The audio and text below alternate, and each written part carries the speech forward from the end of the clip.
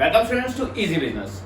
Students, हमने अपनी last class में जो टॉपिक कवर किया था वो था हमारा प्रिंसिपल्स ऑफ इंश्योरेंस। ओके, अब जो आज टॉपिक करने जा रहे हैं वो है हमारा बेनिफिट्स ऑफ इंश्योरेंस एंड कुछ टर्म्स है जिनके बारे में हमने पढ़ना है कि री इंश्योरेंस क्या होता है, डबल इंश्योरेंस क्या होता है, फिडेलिटी इंश्योरेंस क्या होता है, हेल्थ इंश्योरेंस या फिर इंश्योरेंस और एश्योरेंस में क्या डिफरेंस है। ओके, तो हमने आज ये टर्म्स पढ़नी है और बेनिफिट्स पढ़ने हैं। तो पहले आते हैं इंश्योरेंस के बेनिफिट्स में, कौन कौन से एडवांटेजेस है इंश्योरेंस के।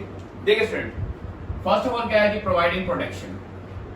देखिए इंश्योरेंस से क्या होता है, हमारी लाइफ को एक प्रोटेक्शन मिलता है। ओके, और हमारे गुड्स को भी क्या मिलता है, प्रोटेक्शन मिलता है कि अगर हमें कोई लॉस हो जाए, ओके, हमारी लाइफ को कोई लॉस हो जाए या हमारी गुड्स का कोई लॉस हो जाए तो इंश्योरेंस कंपनी क्या करेगी, उसको कवर करेगी, मतलब कंपनसेशन पे करेगी। ओके, तो एक तरह से क्या हो जाता है, प्रोटेक्शन हो जाता है गुड्स का भी और लाइफ का भी। नेक्स्ट आता है इन्वेस्टमेंट एलिमेंट। अब इन्वेस्टमेंट एलिमेंट किसके बारे में कहा है स्टूडेंट्स? स्टूडेंट्स, हमने कल डिस्कस किया था कि इन्वेस्टमेंट कौन सी है जी, ओनली लाइफ इंश्योरेंस क्या है, एक इन्वेस्टमेंट है। ओनली लाइफ इंश्योरेंस क्या है, इन्वेस्टमेंट है। क्योंकि इंश्योरेंस को हमने टू पार्ट्स में डिवाइड किया था, first of all life insurance then and other is general insurance. General insurance में बहुत सारे इंश्योरेंस कवर होते हैं like fire, marine, okay, health insurance, fidelity insurance, ये बहुत सारे। और लाइफ इंश्योरेंस क्या होता है जी? लाइफ इंश्योरेंस का मतलब है कि हमें इसका प्रीमियम पे करते रहना है एक फिक्स टाइम तक। इसका प्रीमियम पे करते रहना है एक फिक्स टाइम तक। ओके, मान लीजिए वो है आपका 30 इयर्स का, तो 30 इयर्स आपको क्या करने हैं, वो पेमेंट करते रहनी है। किसकी? लाइफ इंश्योरेंस की। ओके, आपने प्रीमियम पे करना है, चाहे मंथली प्रीमियम हो चाहे आपका क्वार्टरली प्रीमियम हो, जैसे भी जाता है, एक इंस्टॉलमेंट जाती होगी वो पे करनी है। और एक फिक्स टाइम के बाद अगर आपकी मतलब डेथ नहीं हुई मैच्योरिटी तक, अगर आपकी डेथ नहीं हुई मैच्योरिटी तक, तो मैच्योरिटी के बाद आपको वो सारा पैसा जो आपने इन्वेस्ट किया था वो विद इंटरेस्ट वापस मिलेगा, विद इंटरेस्ट वापस मिलेगा। तो इन्वेस्टमेंट एलिमेंट किस में होता है? खाली लाइफ इंश्योरेंस में। ध्यान रखना, जनरल इंश्योरेंस का कोई भी पैसा मैच्योरिटी के बाद मतलब at the time of expiry of the period वापस नहीं मिलता। क्योंकि हमें इतना पता है कि जो जनरल इंश्योरेंस होते हैं वो जनरली कितने के होते हैं, वो 1 साल के होते हैं। कितने के? 1 ईयर के। ओके, जनरल इंश्योरेंस कितने के होते हैं? 1 ईयर के। एंड 1 ईयर के बाद मान लीजिए 1 ईयर में आपके गुड्स को कोई भी डैमेज नहीं हुआ या फिर आपने कार का इंश्योरेंस करवा रखा था तो कार को भी कोई डैमेज नहीं हुआ, कोई एक्सीडेंट नहीं हुआ, देन आपको आफ्टर 1 ईयर उसका कुछ भी वापस नहीं मिलेगा। जो आपने प्रीमियम पे किया था वो आपको रिटर्न नहीं मिलेगा। ओके, नेक्स्ट आते हैं क्या है, डिस्ट्रीब्यूशन ऑफ रिस्क। जी इसमें क्या होता है जी, इसमें आप अपना रिस्क क्या कर देते हैं, डिस्ट्रीब्यूट कर देते हैं टू अदर पार्टीज। मतलब अपना रिस्क आप अदर पार्टीज को बांट देते हैं। रिस्क पहले गुड्स का किसके पास था? आपके पास। आपने क्या करवा लिया, उनका इंश्योरेंस करवा लिया। अब आपने क्या किया, अपना रिस्क डिस्ट्रीब्यूट कर दिया टू द अदर पार्टीज की अगर अब लॉस होता है तो वो आपको पे करेंगे। ओके, एक फिक्स अमाउंट पे करके आपने दिया। ओके, जिसे हम कहते हैं प्रीमियम, तो आपने प्रीमियम पे करके अपना रिस्क क्या कर दिया, डिस्ट्रीब्यूट कर दिया। जी नेक्स्ट क्या आता है जी, हमें इंश्योरेंस की वजह से लोन फैसिलिटी भी मिल जाती है। अब फ्रेंड ये किसका पॉइंट है, ध्यान रखना, ये पॉइंट है हमारा लाइफ इंश्योरेंस के बेस पे। किसके बेस पे? लाइफ इंश्योरेंस के बेस पे। फ्रेंड्स मान लीजिए आपने एक लाइफ इंश्योरेंस करवा रखा है किसी कंपनी से। ओके, तो क्या होगा जी, वो कंपनी आपको अगर पैसों की कभी नीड हो, आपको अगर कभी पैसों की नीड हो तो आपको वो क्या कर सकती है, लोन दे सकती है इजीली। और अगर आप लोन की पेमेंट नहीं करोगे तो उनके पास आपकी क्या जा रही है, जो उनके पास आपके लाइफ इंश्योरेंस के प्रीमियम है जो आप पे कर रहे हो हर महीने।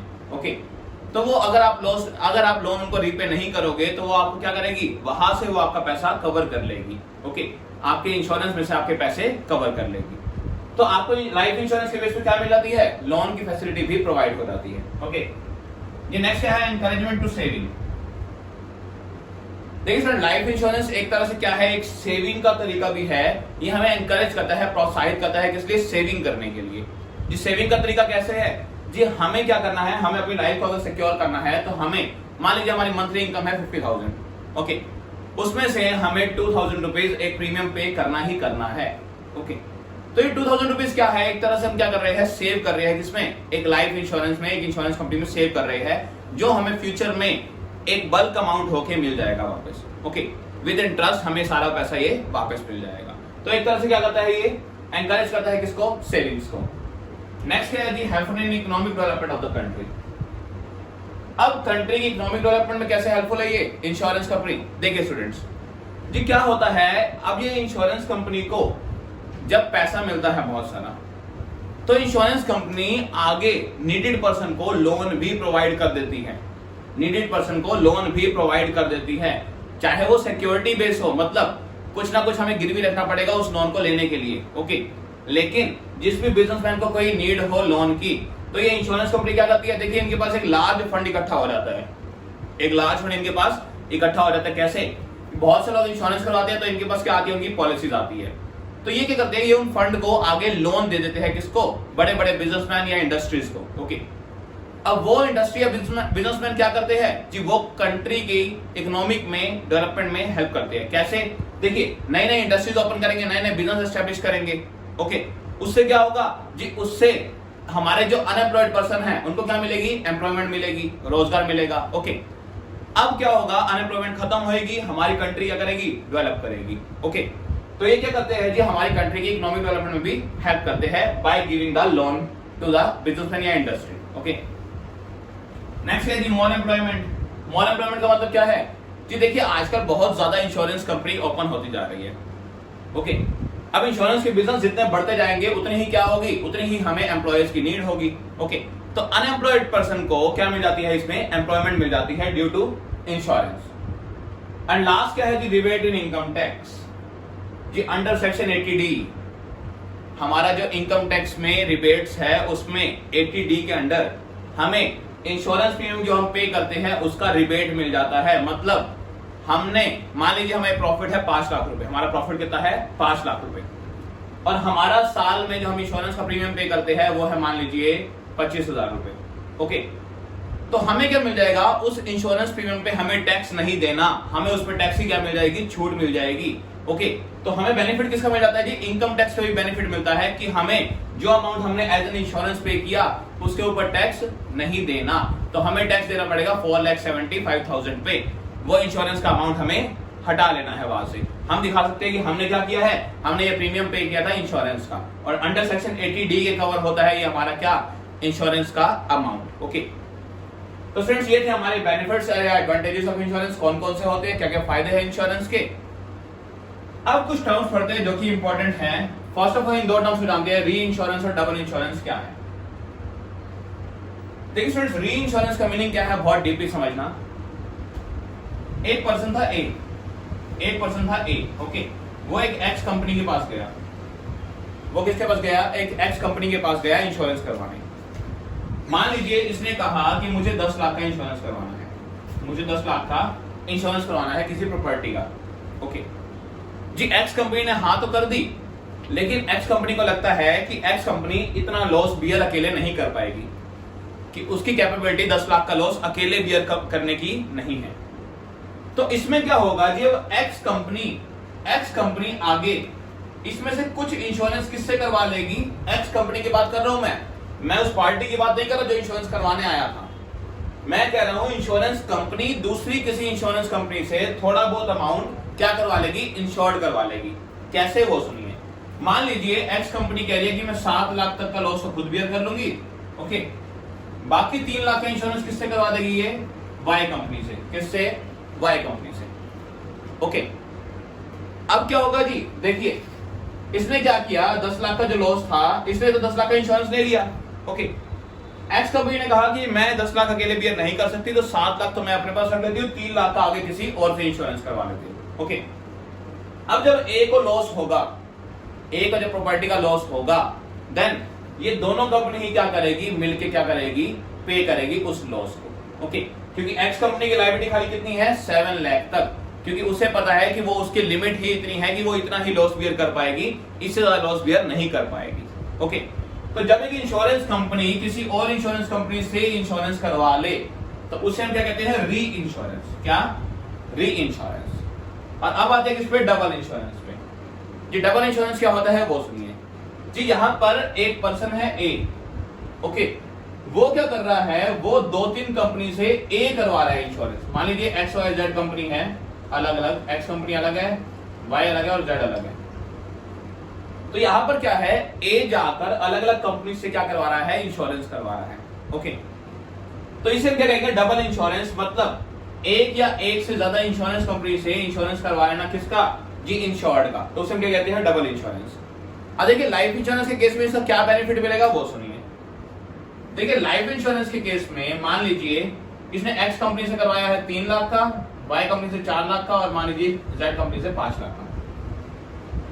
तो क्या होगा जी, जैसे ही टाइम एक्सपायर होगा, पीरियड एक्सपायर होगा, या फिर एक ही डेथ हो जाएगी, ओके, या फिर एक ही डेथ हो जाएगी, तो क्या होगा जी, ये तीनों कंपनी मिलकर 12 लाख रुपए पे करेगी, किसको, ए को, क्योंकि टोटल इंश्योरेंस कितना है, 12 लाख का।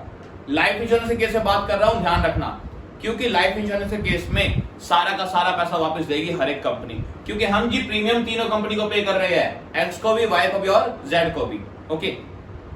लेकिन यही अगर बात करें जनरल इंश्योरेंस की, किसकी करें, जनरल इंश्योरेंस की, तो जनरल इंश्योरेंस में मान लीजिए हमारे पास प्रॉपर्टी थी 10 लाख की, हमारे पास प्रॉपर्टी कितने की थी, 10 लाख की मान लीजिए, ठीक है। मैंने कह दिया कि मैंने 2 लाख रुपए एक्स लिमिटेड से करवा लिए, 3 लाख वाई लिमिटेड से और 4 लाख किससे, जेड लिमिटेड से। मैंने 9 लाख की प्रॉपर्टी को कवर करवा लिया, ओके। अब मान लीजिए मुझे 3 लाख का लॉस हो गया, कितने का जी, प्रॉपर्टी जल गई और 3 लाख का क्या हो गया, लॉस हो गया।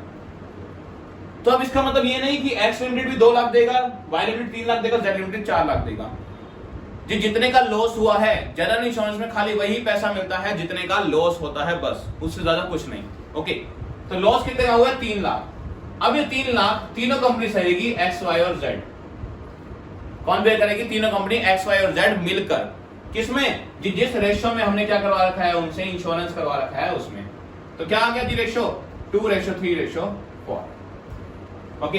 2 लाख, 3 लाख, 4 लाख का हमने रेशियो निकाली, तो आ गया 2:3:4। तो इसमें 3 लाख को X limited, Y limited, Z limited इस रेशियो में क्या करेगी, बियर करेगी, ओके। तो लाइफ इंश्योरेंस के केस में तो सबसे पैसा मिलेगा, लेकिन जनरल इंश्योरेंस के केस में खाली लॉस जितना हुआ है उतना ही पैसा मिलेगा, उससे ज्यादा नहीं, ओके। तो ये था हमारा क्या, डबल इंश्योरेंस। और आपको री इंश्योरेंस और डबल इंश्योरेंस में डिफरेंस क्लियर हो गया होगा, दोबारा बता रहा हूं।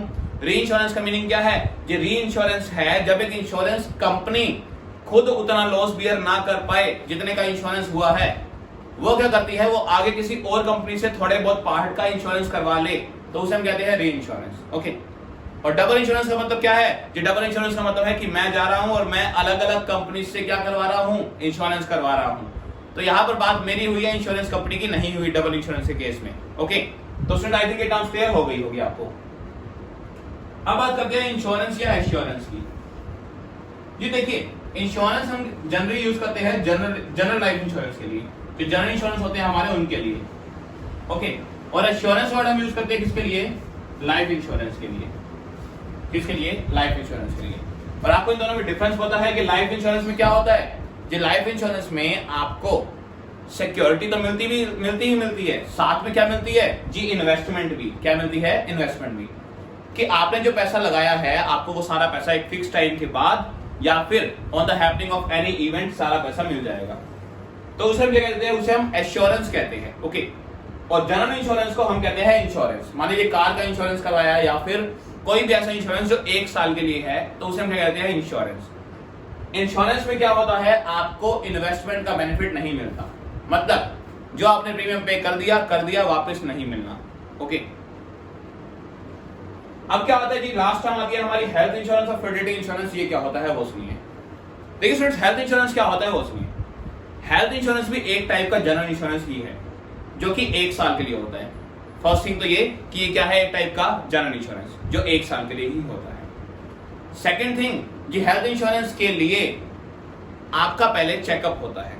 क्या होता है, आपका एक मेडिकल चेकअप होता है। लेकिन क्या होता है जी, अगर आपकी एज कम है, 30-35 इसके अप्रॉक्स एज होती है, अगर आपकी एज उससे कम है तो आपका हेल्थ चेकअप नहीं होता इतना। लेकिन अगर आपकी एज इससे ज्यादा है, 35 से ज्यादा है, तो आपका क्या होता है, प्रॉपर मेडिकल चेकअप होता है, उसके बाद आपको क्या होता है, इंश्योरेंस होता है। अब और सुनिए स्टूडेंट्स जी, हेल्थ इंश्योरेंस में क्या होता है, मान लीजिए आप एक मैच्योरिटी एज में इंश्योरेंस करवा रहे हैं। मैच्योरिटी मींस 18 to 25 की एज के बीच में इंश्योरेंस करवा रहे हैं, तो आपका प्रीमियम भी उतना ही कम होगा जितनी आपकी एज होगी। जैसे जैसे आपकी एज बढ़ती जाएगी आपका प्रीमियम भी बढ़ता जाएगा इंश्योरेंस का, ओके। मान लीजिए मैं आज इंश्योरेंस करवाना चाहता हूं, ओके, 23 की एज में मान लीजिए कोई इंश्योरेंस करवा रहा है एक पर्सन, 23 की एज में इंश्योरेंस करवा रहा है, तो हो सकता है उसका इंश्योरेंस 5,000 रुपए का हो जाए और 1 साल के लिए उसे एक स्पेसिफाइड अमाउंट कितना 5 लाख तक का मिल जाए कि हमने 5,000 का प्रीमियम पे करना है। और अगर हमें 1 साल में कोई, देखिए इनके लिए पर्टिकुलर डिजीज होती है, क्या होती है, कुछ डिजीज होते हैं जो उसमें मेंशन होते हैं इंश्योरेंस पॉलिसी में, जिसके लिए हमने क्या लिया है, हेल्थ इंश्योरेंस लिया है। अब अगर 1 साल के अंदर उनमें से कोई भी डिजीज के ऊपर मेरे पे कोई मेडिकल खर्चा आ जाता है, कोई मेडिकल का एक्सपेंस आ जाता है, मुझे मेडिकल में एडमिट होना पड़ता है, ओके, और 1 साल के लिए, मतलब 1 साल के अंदर अंदर उसमें से कोई डिजीज से मैं सफर करता हूं, तो मेरा सारा खर्चा 5 लाख तक का खर्चा कौन बियर करेगा, इंश्योरेंस कंपनी। 5 लाख तक का खर्चा कौन बियर करेगा, इंश्योरेंस कंपनी जी। क्यों? क्योंकि मैंने 5,000 रुपए में इंश्योरेंस करवाया था 1 साल का और उसका एक मैक्सिमम अमाउंट कितना था, 5 लाख।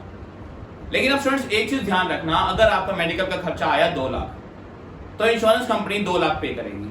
कितना पे करेगी, 2 लाख। अगर आपका खर्चा आया 5 लाख तो इंश्योरेंस कंपनी 5 लाख पे करेगी। लेकिन अगर आपके एक्सपेंस आ गए मेडिकल में 6 लाख तो इंश्योरेंस कंपनी ओनली 5 लाख देगी, क्योंकि मैक्सिमम अमाउंट 5 लाख है, उससे ज्यादा आपको कुछ भी नहीं मिलेगा, ओके, बाकी आपको खुद से पे करना पड़ेगा। अच्छा, कितनी बार हम इन इंश्योरेंस का बेनिफिट उठा सकते हैं 1 साल में जी? 1 साल में कितनी बार भी आप इंश्योरेंस का बेनिफिट उठा सकते हैं, हेल्थ इंश्योरेंस का, लेकिन up to a specified limit. ये पैसों की लिमिट है 5 लाख रुपए। 5 लाख का खर्चा जैसे ही कवर हो गया 1 साल में, उससे ज्यादा इंश्योरेंस कंपनी आपको नहीं देगी, ओके।